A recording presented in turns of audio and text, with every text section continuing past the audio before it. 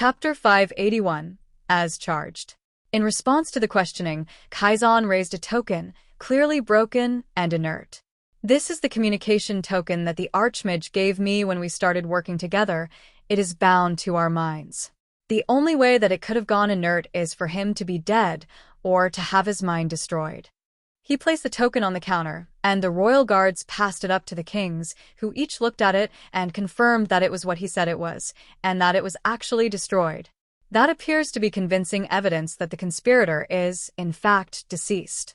With that in mind, it seems unlikely that there will be a continuation to this trail after the actions of the defendant are considered. Now, we must ask, are there any mitigating circumstances that you believe this tribunal should consider when making their decision? The king of Signia asked. The former prince of Dagos remained silent, and the kings took that as confirmation that he accepted the charges. King Gustav, do you have anything to say in closing? The king of Dagos nodded solemnly and rose to his feet. The crown of Dagos believes that it is in everyone's best interest if this matter is settled in private. A public spectacle at this time, when the entire nation is in crisis, would only cause further division. We have years of rebuilding ahead of us after the flood's retreat. It is better that the rebellion is ended and forgotten, a footnote in history buried among the many stories of succession challenges. Only then can we start to rebuild. Dominic noticed that not all of the kings took his words with the same enthusiasm. Most of them had at least considered taking a portion of Dagos for themselves. Only the necromancer king wasn't showing some signs of ambition, though that could just be the fact that his undead face didn't show much of anything for expressions. He did have troops in the nation already. The king of Signia nodded. Understood. The people of Dagos have much more to be concerned about than a failed candidate for the throne. Defendant, please rise to hear the verdict. There was no expression on Prince Kaizen's face as he rose to his feet, but Dominic knew that posture well. There was a certain level of resignation that said, I will not go on your terms. He had seen it more than once during the war, and just a few hours ago when the last of the rebel nobles charged the trollish lines. There was no need to arrange an execution.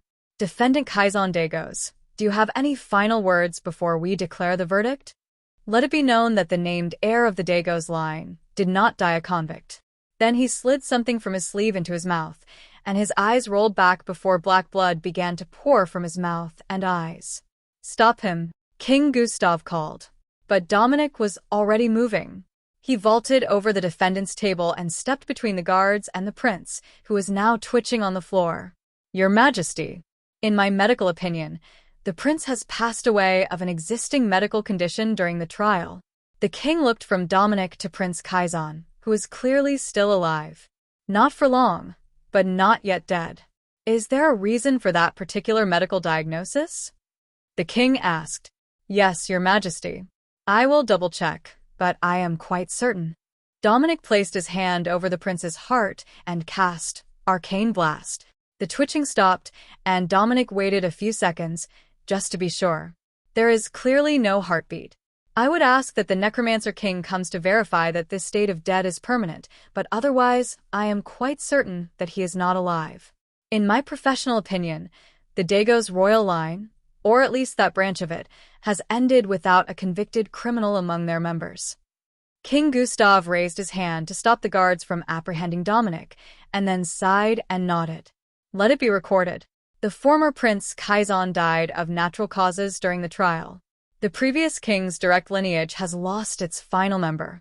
King Gustav slumped down heavily in his seat, torn between relief that the rebellion might finally be over and frustration that he never got to properly execute the man who had led the rebellion that destroyed most of his nation and nearly toppled Skipple as well. The king of Skipple looked quite satisfied with the situation. He didn't particularly care how this trial ended, only that there was some sense of justice for his people. Now he could go home and tell them all that the last of the rebellion's leaders was dead, and that the mages who had attacked their nation had been killed, down to the very last man. That was better than any announcement of an executed royal. Duke Dominic, a word in private if you would? The king insisted, then turned to his daughter. Alexis, you come with us as well. Bring your brothers. Dominic gestured toward one of the side rooms, and followed the royals into the room. He closed and locked the door, then activated the soundproofing while Dave took his position outside. As soon as everything was set, the king rounded on Dominic. What in the ever-loving fuck was that? You don't get to just decide that bastard Kaizen kills himself in the middle of a courtroom. That's not how this works. Dominic bowed politely. With respect, Your Majesty. It was his wish not to live through the day. I gave him my word on the battlefield that he would not, and I had every intention of keeping my word. If he was willing to go so far as to poison himself, it would only be cruel to keep him alive to make a spectacle of his death. Only those here in the courtroom know that he was ever here. With his death being announced as natural causes, the animosity of the Dagos people for their neighboring nations won't be aggravated any further than it already is. And why would you assume that matters to us? There are protocols for the execution of traitors and usurpers who fail to gain the throne. Because more than one monarch in that room wants a piece of Dagos. I don't know, or care how that gets settled. But I can tell you right now that if it is done by violent conquest, the curse that Dagos was under after the invasion of Wavemates will look like child's play compared to what comes next. Chapter 582. Problematic Actions. The king stared at Dominic, while the two princes tried not to laugh at the startled expression on Alexa's face. She had not thought that Dominic had a better reason than wanting to be the one who killed Kaizen. In fact, she hadn't even considered that he might have a different reason, much less a better one. I should have you censured for overstepping your authority in front of so many monarchs, and for bypassing the will of the tribunal. But I won't. You are right. We do want a larger piece of Dagos. Everything that used to be Wavemates, and as much of the southeast as we can get. West Kyria and Chip, those bastards, are going to want their own part, and Chip doesn't even border Dagos. Skipple will demand territory as reparations, and Axbridge will try to claim most of what's left. Respectfully, what does that leave King Gustav? Dethroning him will have repercussions among the common people, and unhappy commoners require military force to govern. More than it will be convenient to spare. The king smiled at Dominic. Your concern is noted, Duke Dominic. We do not intend to take his entire nation. However, that is not your concern. And it is not the topic I called you in here for. Are you familiar with the situation in Westfield, Coster, and Limsbury? Dominic shrugged. They're under the governance of a group of counts and earls, as I recall. They transitioned relatively peacefully from Dagos to Signian rule. They have had some refugee issues lately, but many have bypassed them to come directly to Westover. The king stared silently at Dominic for a few long seconds, trying to decide if he was holding out on his knowledge. Yes, they have had a refugee issue. Not just inbound, but outbound. I have learned many things about the situation recently, and about how Westover has attracted talents. You should have been made aware of the massive number of refugees who are coming overland toward Westover. What you may not have been informed of is that the majority of them are not from Axbridge. They are magic users from the cities of Westfield and Coster. The whole province is suffering a massive loss of master tradesmen. Shops are either closing or being run by junior journeymen and apprentices. At first, it looked like a mass retirement. A stress response, as the suppressed magic users were finally free to do what they wanted. Only when we realized they were all rallying to you did we realize the issue. The people of Stantia province never gave up loyalty to the Dragon King's bloodline.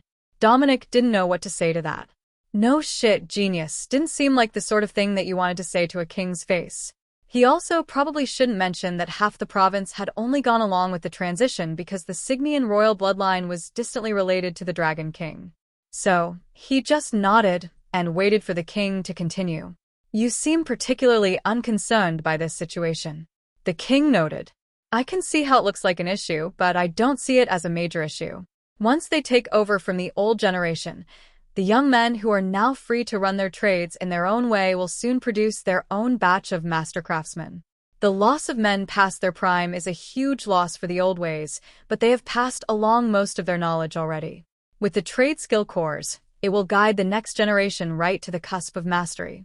Instead of retiring, they are coming here to spend their final years spreading their wisdom and helping establish a new trade hub in Signia. If they feel that their loyalty is to the Dragon King's bloodline, then they are loyal to Signia. They are my people, and I am yours. I am the Duke of Westover, husband of Princess Alexis. By marriage and by oath, I am a noble of the kingdom. Compared to the loss of entire mage sects that Axbridge is suffering, or the loss of the majority of their population that Dagos suffered, some internal displacement within Signia seems minor. Prince Alex cleared his throat. Lord Westover, I believe that you have missed one major fact in this situation. The nobles in the three great cities are also nobles of the kingdom. Those common citizens are the primary drivers of their economies.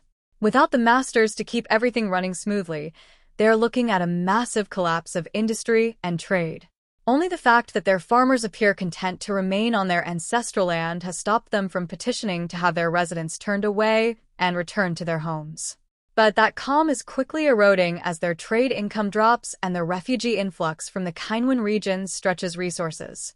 So, the problem wasn't entirely that Dominic was doing too well. It was that he was doing well at the expense of everyone else. In his opinion, that was their own fault. If they couldn't keep their people happy or give them reasons to stay instead of coming to a refugee-flooded fledgling city, they deserved what they were getting. Plus, it was just the older generation. The younger ones had more loyalty to their homes, as they hadn't lived as long under Wavemate's rule. Those who were children at the time hadn't been old enough to truly see the changes. But now, they were journeymen with years of experience. I suppose that this is not the time to point out that we are preparing major industrial advancements in Westover. They might have left at the expense of other nobles, but we do need them here for our development. Just to keep up with the civilian demand for new pattern airships, we're going to need at least 30 more journeymen and master techno-wizards skilled in airship engineering. You simply can't do what is needed if you can't use level 15 or higher magic. Then, there are the requisitions for the army, the military weapons factories that have been requested, the truck and tractor factories being operated by the barons, and the international requests from the allied nations under the monarchs waiting outside.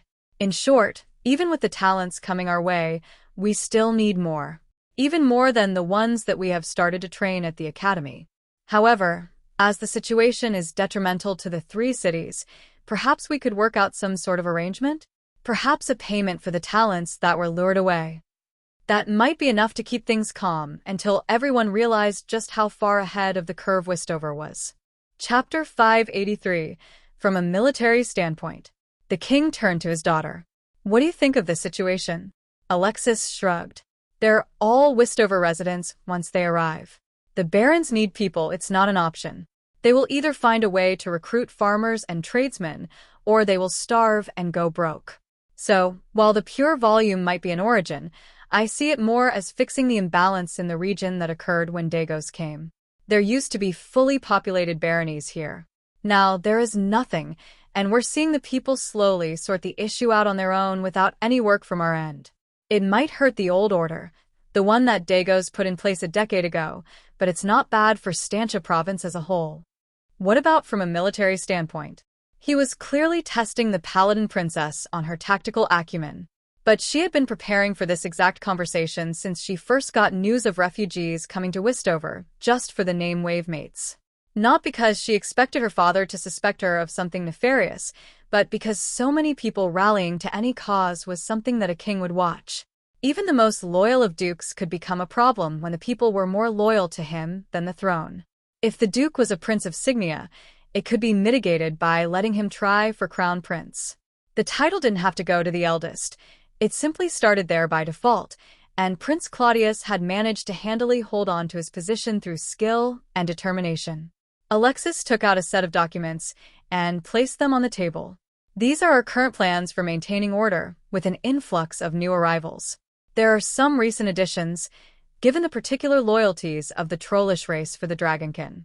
We have seen in the past that when Dominic leads trolls against a target, any trolls that were summoned or recruited for their side will turn on them to join what they see who they are facing.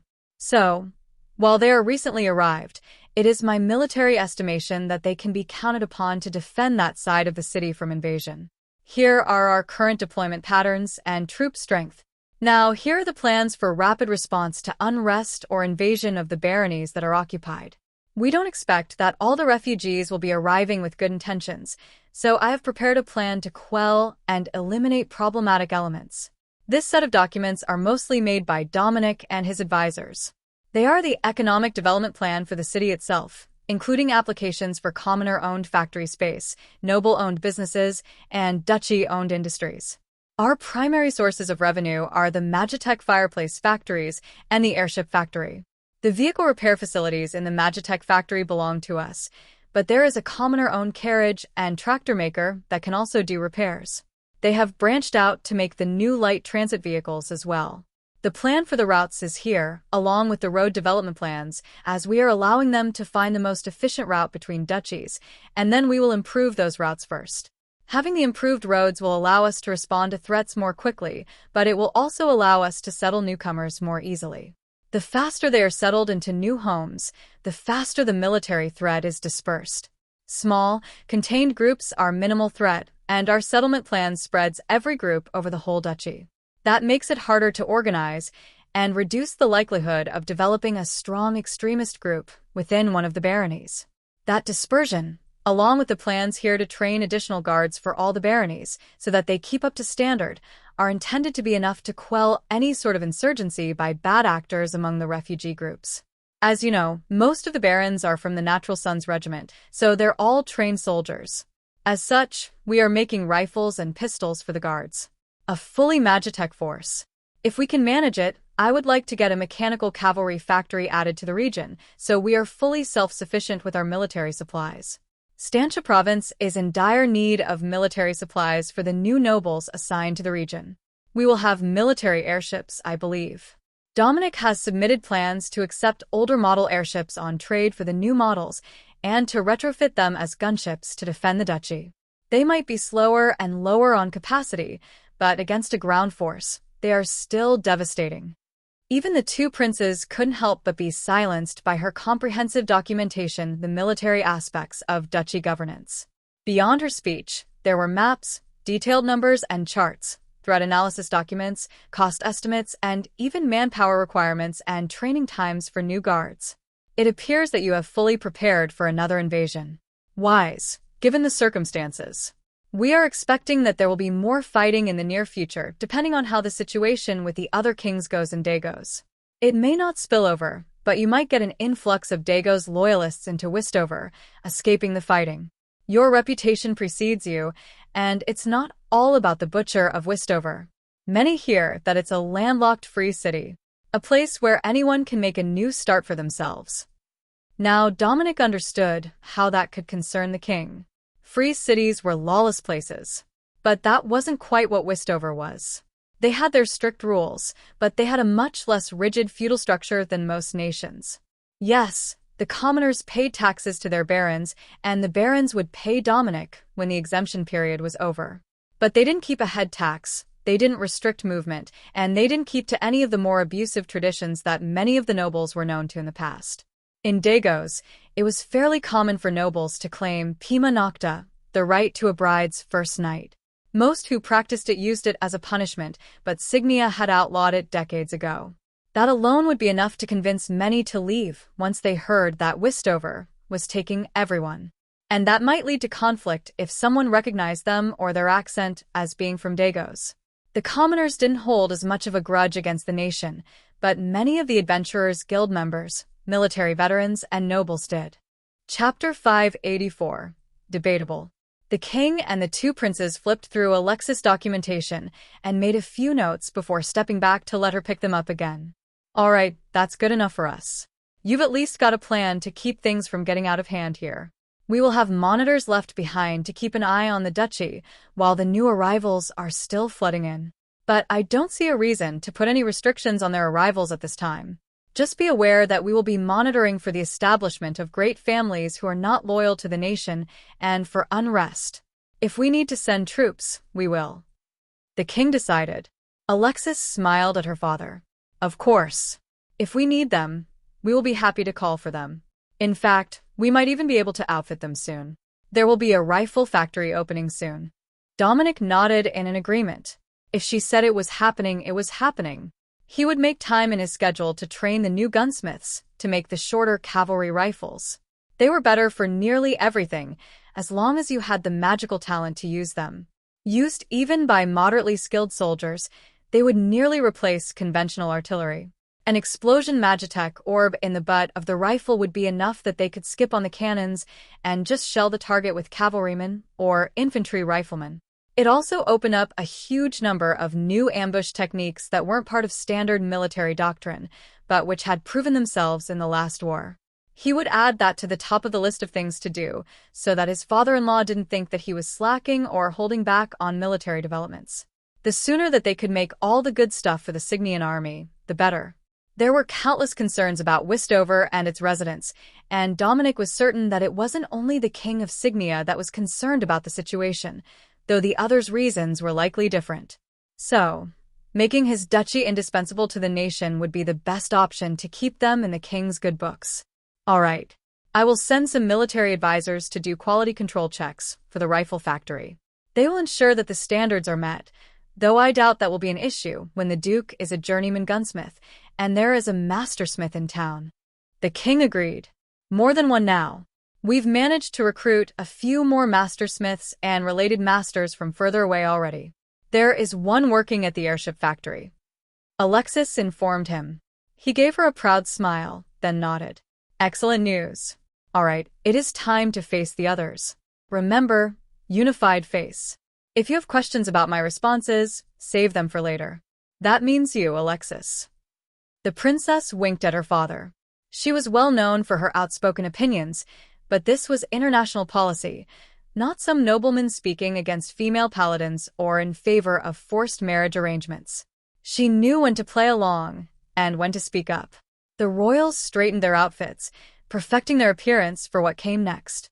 Dominic did his best to look decent, though he wasn't dressed for a formal event. He did toss one of his better robes on over his outfit. That was good enough for a meeting with the royals, as he was a secondary party to what was coming next. They led the way, and Dominic followed them out. The room had been cleared, and someone had moved the body of Prince Kaizan to a metal coffin that was so cold it was developing frost on the outside. They must have used magic on it to preserve the body before burial, or possibly to ensure that it didn't rise as an undead. The atmosphere was already tense when Dominic took his seat among the audience, and it was clear that all of the royal guards were expecting some sort of trouble. Whether it was trouble that would involve them wasn't clear, but Dominic wasn't particularly concerned. The royal guards of every nation present could all use some level of magic, but for most of them it was highly limited. If he started throwing around mortar rounds, it wouldn't be long before there were no functional barriers in the room. It would cause a gigantic regional war, but if it came to indoor artillery practice, the situation was already too far gone to be salvaged. From Dominic's left, Wilkes nudged him. You've got to look like you're calculating the appropriate level of violence. Relax, it's not going to get that spicy today. They will shout and argue, make grand threats about sovereignty, and then leave to make their plans in private. The guard commander's whisper only carried to Dominic's ears, and he winked back at the fully armored man. What can I say? Pessimism is my job. The tribunal table had been rearranged into a circle, and the kings were speaking in hushed tones, with their advisors behind them, while Dominic and the royal guard in the audience caught only the more vocal points of whoever was speaking. Not being able to clearly hear everyone's commentary with the advisors while someone else made their point and proposals was a bit of a pain, but he was fairly sure that he had gotten the majority of it. From what Dominic could tell, Skipple definitely wanted reparations from Dagos, as did Chip and West Kyria, who blamed them for the massive damage to their nations done as the storm came ashore. King Gustav insisted that natural disasters were out of his control, no matter how insistent that everyone else was about them being related to a curse on his nation. He also had massive recovery to do, as the storm had hit Dagos directly, and didn't just pass by. So, how could he offer reparations? Interestingly, it appeared that nobody was trying to forcibly take the land from him. Dominic had definitely expected them to parcel out Dagos, or at least propose it. But that appeared to be the last option. Even the king of Signia, who was definitely considering it, was only eyeing a mission to send relief forces to the lands that used to be wavemates, and that was causing some tension with the king of Axbridge, who had suggested that his men could come help the region recover. Chapter 585, Prepare Rooms. As the meeting wound down, and the kings prepared to end the meeting, Dominic got to work preparing the side rooms. This wasn't intended to be a sleeping area, but some of them were sure to want a private room to discuss matters with their people before they either asked for rooms or returned to their home nations for whatever came next. Dominic could tell already that the Necromancer King had no intention of leaving, and the King of Dagos was not going anywhere. His capital was currently flooded, and he had been rescued by Signian army forces, who had to hack through an army of undead to get to him. Duke Dominic, if you could prepare quarters for each of the monarchs. Please arrange them in separate areas, if possible. Prince Alex requested. Of course. The manor was arranged for exactly this situation. We'll just have to shuffle a few people in the courtyards. Dominic agreed. The ambassadors and emissaries sighed as one. They were about to be kicked out of the best rooms by the arrival of their monarch. Fortunately, the buildings were much less cramped now that all the barons and so many of the knights had chosen partners. Each of the nations present had a designated courtyard building, so the residents would all be their own citizens. At least until after the wedding. That shouldn't be a security risk to them. At least not more of one than any other time that they had people in their wing who were not part of the royal family. Alexis waved her hand, and the veiled maids rushed out to inform everyone of the changes and to prepare rooms for the monarchs. The buildings were set up with multiple suites, and the kings could be given an upper floor so that nobody else would be passing by it. That was the best security situation that they could arrange on short notice. Currently, those rooms were taken by their emissaries and their teams. The staff wouldn't relocate anyone's belongings, but they would redecorate the suite for a royal guest and let them sort the sleeping arrangements out on their own. None of the maids expected anyone to make life difficult for their king. Indeed, by the time that they made it to the compound, most of the upper-level rooms had been cleared out, and only a few still had anyone on them. The guests had been consolidated to the lower levels, leaving the whole top floor empty. The notable exceptions were the Signian suites, which had the princes in them already, and the Shersdonian building, where advisor Tryon had chosen to remain on the top floor. Given the option, the Necromancer King would have preferred to be in the basement, but they were so close to the waterline that the houses didn't have one. They only had the underground tunnel network. That gave Dominic a chance to escape upstairs to ensure that the kitchen staff were prepared for what was coming next, and that a room was arranged for the monarchs to dine in, separate from the others. With so many of them here, it wouldn't be practical to have one large dining hall for all the nobles. Besides, most of the titled nobles had already left. Beth, my apologies in advance. Dominic greeted the cook. The old woman laughed. Oh, I've been preparing for this for hours, dear. I've even sent off a batch of fresh bread to Pops and his girls, so that they're not missing out in the morning. You know how he has been avoiding the manor with so many people here. You'd think that he was worried about being roped into an arranged marriage. Dominic laughed. Somehow I don't see that old dwarf being outwitted by a teenage debutante. If he was that sort, then I would be concerned about the fate of Mead. But I'm not. Beth laughed at the ridiculousness of that thought. Sure, Mead was considered exceptionally attractive for a young dwarf, but Pops was old enough to be her grandfather. Dominic suspected that Beth was closer to the old man's type. And not just because she knew how to make all his favorite foods. Well, if you're already ahead of the issue, I won't delay you. Just let me know if I need to send for anything, or if Julio starts to cry. Beth winked at him. His office is soundproof.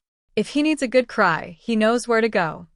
The rest of the manor compound was chaos, with the debutantes rushing around, trying to get something arranged so that they could say that the king was present during their wedding. Without Dominic or Alexis present, the weddings had been paused for the titled knights. The untitled weddings were ongoing at the Adventurers Guild compound, but it was unlikely that most of them even knew yet that all the kings had arrived. They would know that there was a commotion at the house, but it would take some time to verify the accuracy of the news that the kings were here for a meeting. With the trial happening in the basement, and Kaizan being dead already, and not executed in public, there was no first-hand news. That wouldn't stop the gossip, but gossip and speculation were everywhere. Dave, have we had any issues in the area since I went downstairs? Dominic called to the troll at the door. Nothing, boss. The wall Dave says that the new Larry trolls are building a new tower on the edge of town where we told them to. They can see it from here. No other people coming near, just crazy women and horny boys inside the manor. Dominic tried not to laugh at Dave's estimation of what a debutante event was all about. He wasn't exactly wrong. Keep me updated if anything strange happens. There might be someone preparing to do dumb things once they find out that we've got important people here. Dave nodded. Lots of soldiers outside town, too. They sent small groups to wait when the special humans showed up. Those are likely the scouts for their armies, in case things start to get violent here, or someone tries to attack the city. If they start bringing in more soldiers, let me know right away. Chapter 586, Human Nature. Dominic returned to the house when he was certain that Dave knew what all to report to him, then paused when he heard a woman shouting angrily and the sound of slapping. That sounded entertaining. He went back outside and around the side of the house, wondering who had messed up enough to get slapped and shouted at, only to find that it was not a woman and man fighting, but two of the debutantes. One was standing over the other, clearly the aggressor in this situation. Bitch, you need to learn your place. You think that you can take him from me. One of the women was ranting in a hushed tone that wasn't meant to carry. Unfortunately for her, both Dave and Dominic had excellent hearing. I swear, I didn't do anything. It's not my fault that he keeps rejecting your advances. Just let me go, and I will stay away from him. The other girl pleaded. Dominic saw the glint of metal in the standing woman's hand, and quickly put an area barrier over the kneeling woman. All right, ladies, break it up. I let you have your argument, but you know that fighting with weapons is limited to actual duels. Now, if you don't want to be sent home, I suggest that you behave properly and accept that if a suitor says no more than once, they likely mean it. He warned. The woman's look went from panic to anger, then she stomped away without a word, leaving Dominic to help the other woman to her feet. The debutante's dress was torn in multiple places and muddy from the ground, which never really dried these days with the constant rain showers. Let's get you somewhere to change before it causes a scene. Come in the side door here, and there are rooms in the basement level, including a shower. Do you have a dress in your storage item? The woman shook her head. I'm down to my last clean one. The small confrontations always seem to target my clothing, so everything is either damaged or stained. There were tears in her eyes, and she clearly wanted nothing more than to just go home at this point. But Dominic had a plan. Dave, follow us downstairs if you fit. You can remove the stains and fix her dresses while she showers off the mud. You have the mending magic, right? Dave nodded. Yep, clothes are easy to fix. No stains, no problem. I would never have clean clothes if I couldn't remove stains. Once they were in the basement, with Dave crammed into the narrow hallways outside the servants' quarters, the young woman handed Dave a stack of dresses and then retreated into the shower. What about the last one? The troll asked. You can do it after. If it's the last one she picked, it's either special or her least favorite. So, there is no rush to fix it right away. Do the ones that she wears most often first. Dominic guessed. Is that how the princess does it? Dominic shrugged. I have no idea. The maids bring her clothes according to some secret instructions that us mere menfolk aren't privy to. Dave rumbled with laughter as he began to cast nature magic on the dresses. The faceless women are mysterious, for sure. They know all sorts of stuff, and the little mage is teaching them new stuff all the time. That must mean Amy. She was always around the house, keeping watch on Dominic now that they didn't have much time to be working in the forge. But her role as assistant was long gone. She was very clearly his bodyguard now. The dresses were cleaned in only a few minutes, but the woman still wasn't coming out of the shower. Do you think that we should call for one of the ladies? Dominic asked. Probably. Princess will blind you for looking at other women if you walk in there to see if she's all right. Good point. See if we can find one who heals. Dave smiled and then made a rumbling sound that traveled through the stone. They will send the Ella Guard. She's a paladin. She can heal if the girl is broken, and she can give her the clean dresses. Dave announced proudly. That's a handy trick. Do the others hear you through the stone? Dave nodded. Yep. It's how we talk to each other in the mountains, but it works good in a stone house with stone walls all around it. A few seconds later, Ella walked in with a confused look. The troll said to come to you in the staff shower. Dominic laughed, and handed her the stack of clean dresses. There is a bullied young lady in there in need of clothing. If you can find out what is going on, please do. It might be easier for you to settle the situation, but if you want to do something more permanent, come to me, and I will follow your suggestions for the resolution. Ella patted him on the shoulder. Relax, I have experience dealing with this. I take it that Dave had to mend and clean stains from everything that she owns. Dave nodded. There is one more dress. She wore it into the room. I will fix it when it comes out. Did either of you think to ask what man she was fighting over?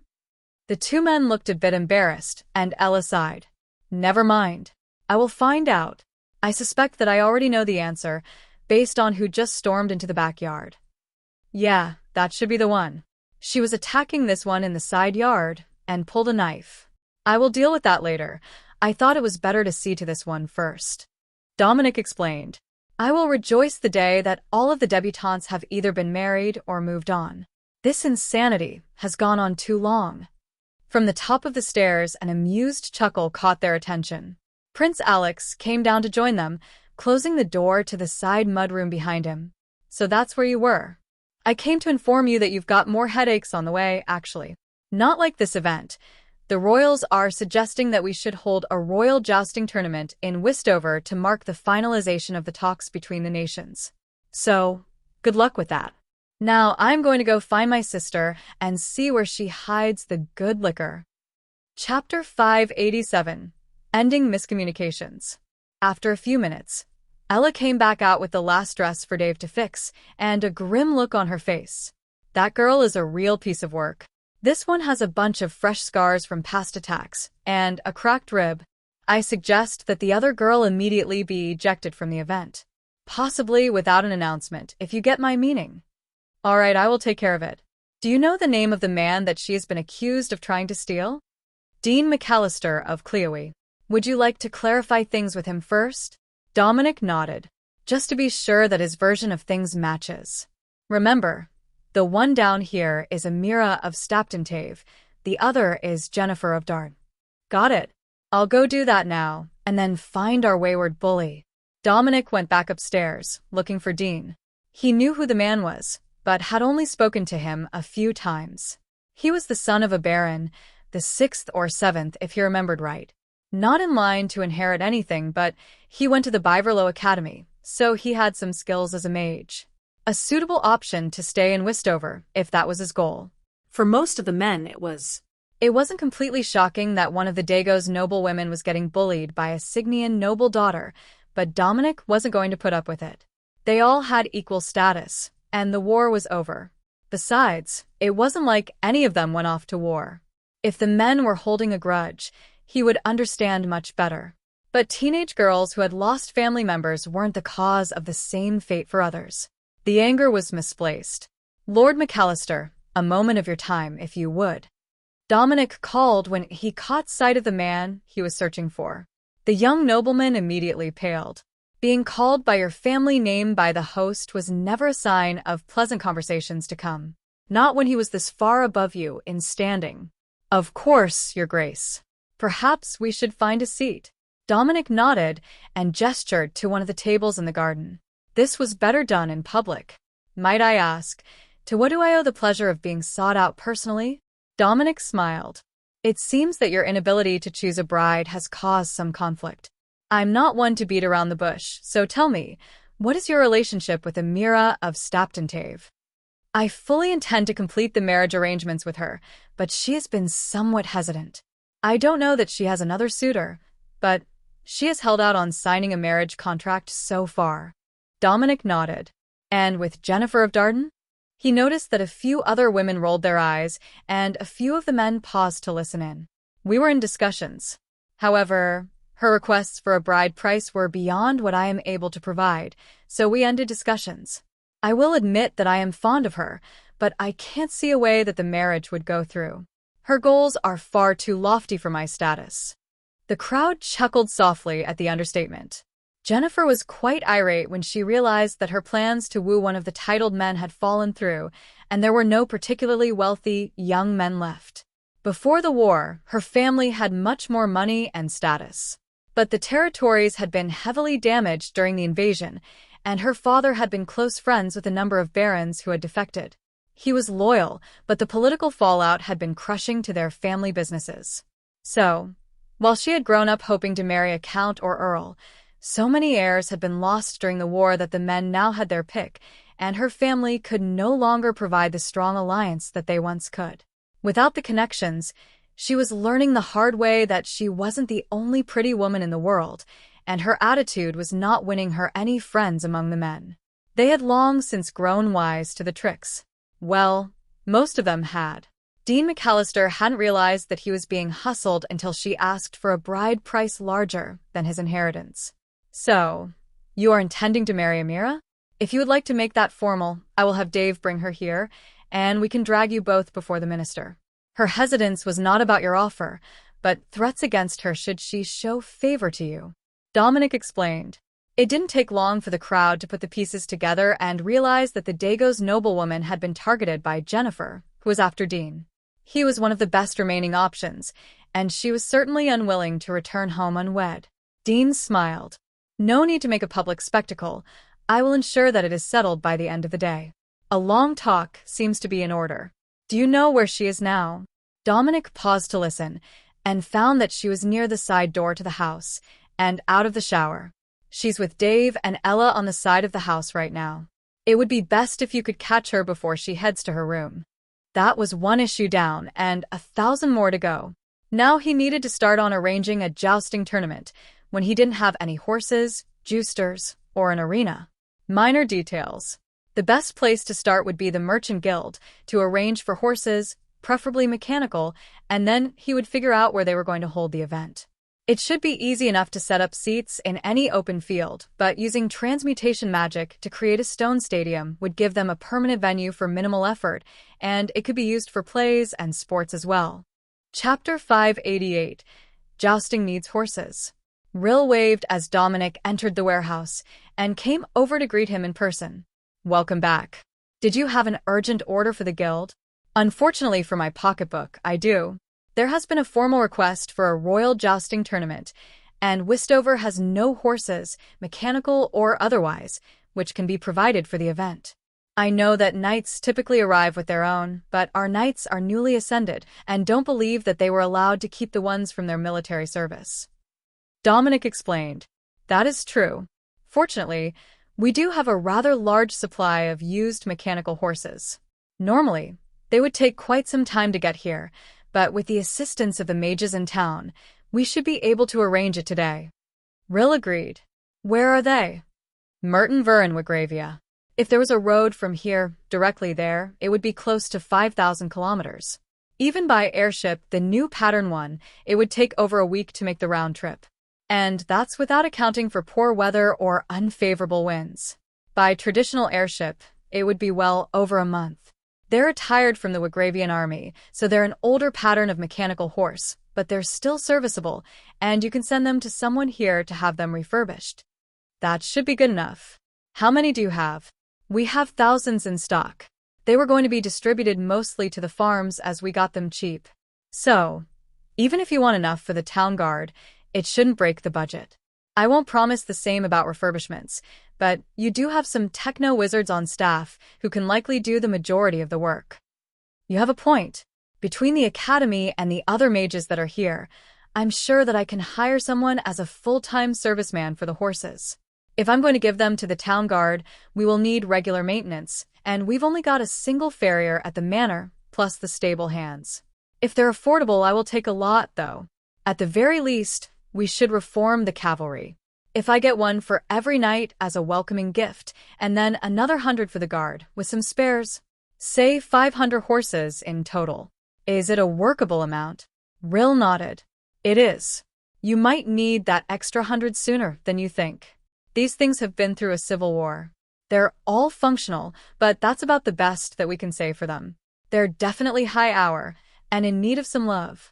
But if you are willing to refurbish them and send them out, I think that the nobles in the duchy would be forever grateful. The cavalrymen of the Natural Sons will start missing their horses soon. But new ones are expensive. All right, order them up and get them shipped here. But if you've got them, get me at least 3 higher spec warhorse models. One for my wife, and then 2 for the finalists of the jousting contest. That should be a suitable prize if I can get them ready before the event is over. I'll go talk to Pops. If he can't do it, he will know who can. I will arrange mages to stage the portals to hop them directly here. You've got a large enough shipment volume that we can settle it at the end of the month and still come out ahead based on the shipments that you've made from the factories. Dominic hummed as he tried to do the math. Either those worn-out horses were seriously cheap, or he had greatly underestimated how much they were making on the fireplaces and lanterns. He'd better get at least 5 technicians to do the refurbishment. All right, I've got the money to pay salaries either way, so you might as well put it on the account and get them here as soon as you can. Next, I'm off to arrange for a jousting ground and general-purpose arena or amphitheater. Westover needs some sort of entertainment venue anyhow. Rill shrugged. I won't argue with that. There are plenty of options as well. I have sold nearly every sort of sports equipment to the residents of Westover other than ice hockey gear, as we don't get ice here. Everything from tackle ball to cricket seems to be in high demand to keep folks entertained. That's not a bad idea. We can build a stadium and host sporting events with fly and international competitors once we get the airships up and running with the new design. Think of the possibilities. The number of passenger seat sales that we could make for a Signia versus Axbridge sports tournament or a national championship would be enough to feed an innkeeper for the year. Rill laughed at Dominic's grand idea. Indeed, getting money from the local population is a limited supply. But if you can advertise events to a larger audience, you can bring people with money in from far away. The Duskblade sect can bring the closer ones with portals, and you can send airships for those further away. Now, it will be some time before that's viable, but even if you have to wait a few years for the region to stabilize, it will still be worth it. Just in time for our tax exemption to run out then. Perfect timing. Rill's smile was contagious, and the other workers at the Merchants Guild warehouse were trying not to laugh at the look on his face. You know that the king is regretting ever uttering those words. He was fully expecting you to struggle not to starve through this wet season, and to be comforting his daughter that she hadn't made a mistake. But instead, you're forming an entire city into a trade hub and hoarding resources faster than his own treasury. And not just because of the relief funds he's paying out to help the nobles whose lands were impacted by the war. It pays to be popular. Chapter 589. Everyone needs something. Dominic wondered just how many more people they were going to end up getting before the situation was all settled. There were still thousands more on their way here, from what the airships had confirmed. No matter what they did, they were going to end up with a huge refugee camp that would take time to settle between the baronies. The small towns near each barony manor were normally a few hundred people at the most. It was what was easily sustainable in a lean year. So, they didn't have an infinite ability to keep shuffling away new arrivals. And that was even without considering the number of families who weren't suited to farm or small-town living and needed to be in a major city to practice their trade effectively. That meant massively expanding the city, and even that was limited. They had the river on one side, then the woods. If they weren't going to start hacking down every tree in the region to create a sprawling urban area, they were going to have to start doing something that resembled urban planning. That was definitely not his area of specialty, but they did have some here who did know the art. If you can arrange the horses, I will go find the infrastructure team to get started on the next urgent project. I hope those guys are getting comfortable. We're not going to be done with them for some time. Dominic sighed. Rill shrugged. I don't think that they're planning to leave at all. There is a lifetime of work here for them. Even if they get the basics done, there is upkeep, linking to other cities, the likelihood that the city core will need upgrades or a city wall, then a noble district as the city grows. Starting a city from nothing instead of growing it slowly over a few hundred years is going to keep everyone on their toes. At least they're still happy. Presumably, anyhow. I haven't heard any major complaints, except on the days that I load them up with more work. The merchant laughed at Dominic's assessment. Nobody was ever happy to be burdened with even more work when they already had more projects ongoing than they could ever complete. The only saving grace was that so many of the new arrivals were mages, and they were actively upgrading housing according to the plans that the team was giving them. That kept them from having to do all the work themselves, while still guiding the development of the city. They had a theme going. The local natural sandstone was slightly yellow, and it was being used for the facing on most of the buildings, with gray slate roof tiles. It kept the look of the central city unified, instead of looking like an upgraded shanty town. That wasn't far from the truth, given that everything was being thrown up as fast as possible to get people moved in. But it was a classy shanty town. Julio was very free with the duchy's funding, as long as it was within his budgeted amount, and the work actually got done. That was letting them upgrade most of the old houses that had been renovated after Dominic first arrived in the city. Not into row houses or apartment blocks like the outer areas, but nearly everything had gotten a second, and usually a third level. Great for larger families, but also for having shops on the main floor and living above them, instead of having one commercial district the way that the city had been designed when it was under 1,000 people. It was slowly changing the feeling of the city, but in a way that none of them could have expected when they started. There was an incredible amount of magic going around, so Magitech and purely magical decorations were everywhere in the shops, and even on the signs. As Dominic made his way through the streets, headed for the infrastructure team's latest project, he noticed that neon lights were becoming the trend in many shop windows. Some were Magitech, some were magical copies of the Magitech, but glowing signs behind the window made them easier to spot in the early and late hours of the day. It made the whole city feel vibrant and lively, and Dominic noticed that there were a lot more people walking the streets than he had expected. Many of the bachelors who had come for the event had already moved out to one of the baronies, but many others had settled into the apartments as the extra men had vacated the spare bedrooms. So they were setting up shop, getting their new homes ready, and visiting the market. Then there were the ones passing through who had just been married, and the refugees who happened to have something of value to trade, or a bit of remaining cash to get them started in their new home. They were all exploring Westover, giving it a big city feel. The only thing that he hadn't considered was that the factories had already moved to a 3-shift rotation. So, no matter what time of day it was, there were people awake with errands to run. The overnight hours still slowed down and most of the shops closed long before midnight, but the essentials like the general store, some restaurants, and the tavern had moved to being constantly open. Dominic found the team working on a family compound in the northwest corner of town, which had already been surrounded by townhouses and shops. Just the man we needed to see. Lord Dominic, welcome. We've got more development plans that we were going to give to Julio tonight, but we will give them to you now. Engineer Marcos greeted him. I will take those. And then I've got another project for you. There has been a request for a royal jousting tournament. So we're going to need an arena, and I would like to build it so that it can be used for sports after the joust is over. What sport doesn't really matter. But I've got to get the ground set up soon. There are mechanical horses coming that will be used for the event, then distributed to the city guard and knights.